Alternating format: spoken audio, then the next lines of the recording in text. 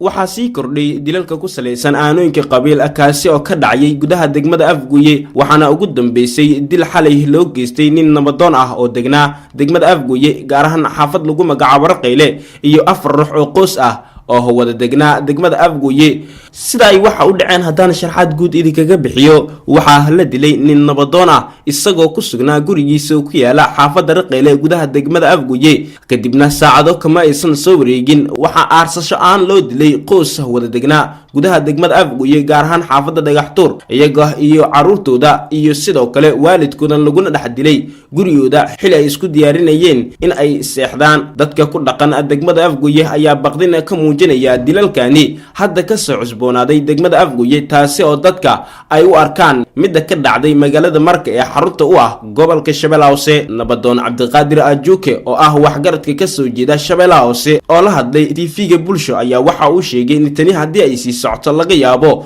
in uu bato dilalka ku salaysan aanooyinka qabiil sida darteedna wuxuu ugu baaqay beelaha ku dagaalamaya Shabeellaha Hoose gaar ahaan degmada Afgooye in ay joojiyaan dirirtaasi ayna xishmeeyaan bisha barakeysan ee Ramadaan waxyaabaha amni ka dhacay waa wax aan la qaadan karin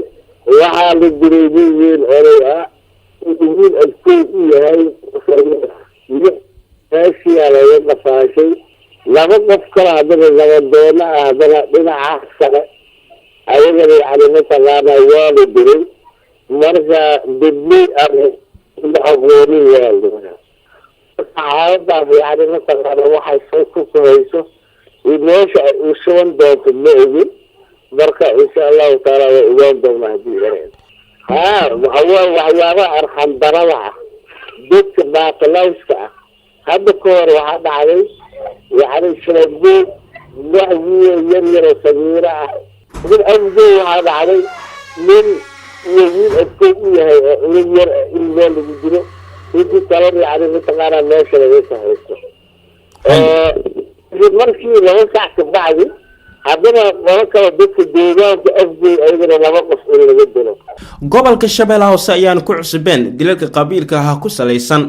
ma ahan markii ugu horeysay dilal noocan ah oo ay ka dhacaan gobolka Shabeellaha Hoose iyadoo ay xusid mudan tahay in maamulka gobolka Shabeellaha Hoose dhawaan heshiisyo dhex dhigay beelo sidaan oo kale ugu dagaalamay gobolka Shabeellaha Hoose Muuse Cabbaasmaan Bulsho TV Shabeellaha Hoose